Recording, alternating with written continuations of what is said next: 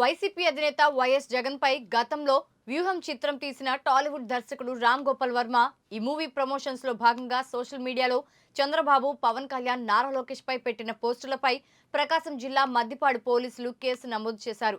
ఈ కేసు విచారణ కోసం రావాలని హైదరాబాద్ కు వెళ్లి నోటీసులు ఇచ్చారు.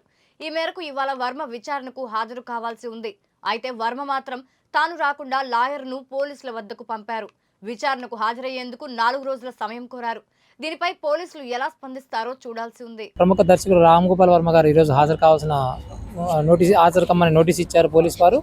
దానికి సంబంధించి ఆయన ముందుగానే నిర్ణయించబడిన షూటింగ్ షెడ్యూల్ కారణంగా తను హాజరు కాలేకపోతున్నానని, ఆయనకి ఒక వారం గడువు ఇస్తే విచారణకు హాజరవుతానని, విచారణకు హాజరై పోలీసు వారు అడిగే అన్ని ప్రశ్నలకు సమాధానం ఇస్తానని తెలియజేశారు. కాబట్టి దానికి అనుగుణంగా మేము ఈరోజు ఆయన తరపున సిఐ గారికి ఒక రిప్రజెంటేషన్ ఇచ్చి ఆయనకు గడువు కావాలని కోరినాం. దాని మీద పోలీసు వారు నిర్ణయం తీసుకుంటామని తెలియజేశారు.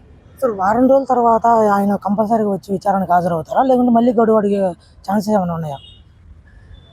విచారణకు హాజరవుతామని చెప్పి మనం చెప్పున్నాం. దాని గురించి ఈ 1 వీక్ తర్వాత మేము పోలీసు వారికి ఇన్వెస్టిగేషన్కి సహకరిస్తామని చెప్పారు. ఇప్పుడు గడువు పోలీసు వారు ఇస్తామన్నారా, లేకుంటే ఏమన్నారా? ఇప్పుడు మనం అడిగాము, అప్లికేషన్ పెట్టాము గడువు కావాలని. నిర్ణయం వాళ్ళు తీసుకోవాలి. ఇక పోలీసు వారు నిర్ణయం తీసుకొని మాకు తెలియజేయాలి.